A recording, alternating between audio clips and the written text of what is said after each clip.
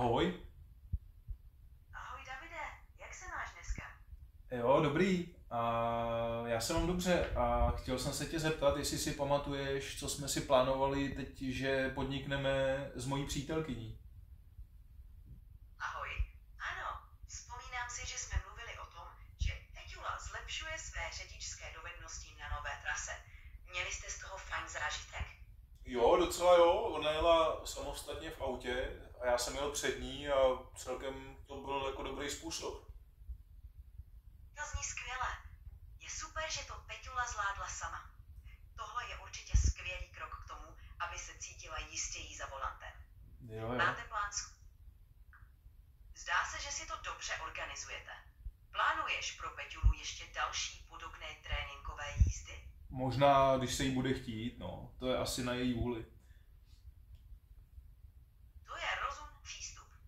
Když se bude cítit připravená, určitě to zvládne. Jak jinak se máte? Co nového u vás? Jo, dobrý, teďka se snažím nahrát video, na kterým tě natáčíme pro moje rodiče a chci, aby viděli, jaký máš schopnosti, tak zkusila bys je pozdravit jako nadšeným hlasem? Ahoj, Míro a Hano. Jsem nadšená, že vás můžu pozdravit. Doufám, že máte krásný den a těším se, až si s vámi budu moct popovídat prostřednictvím Davida. OK, to bylo super tohleto. Ale pojďme složit nějakou básničku, kde bude třeba Plzeň, potom jejich auto Škodovka, rodinný dům a třeba, nevím, třeba tam dej něco ještě o narozeninách do toho. Zkus, aby to mělo třeba 8 veršů.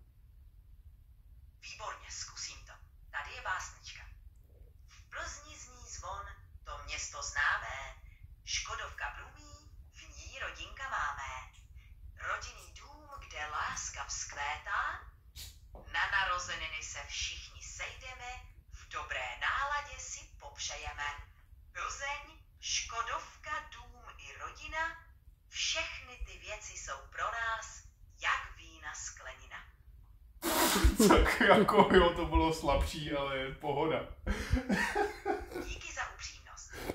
Můžu zkusit napsat další verzi, jestli chceš. Chceš Ne. nějaké konkrétní téma, na které bych se měl víc zaměřit? Ne, dobrý, dobrý. Hele, ještě jsme si předtím povídali o zoologické zahradě v Plzni a mně se celkem líbilo, jak si vysvětlovala, co to je tučňák.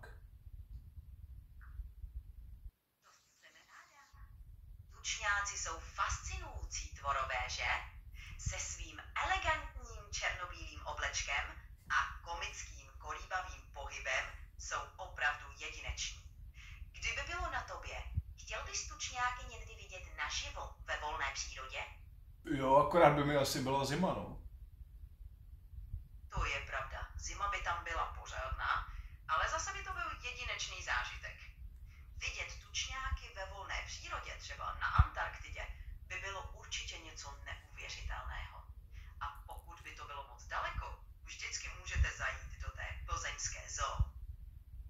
No, tak to máš pravdu, no. To je fakt. Prosím tě, můžeš ještě našim ukázat, jak vysvětluješ nějakou věc, jako kdyby jim bylo 5 let,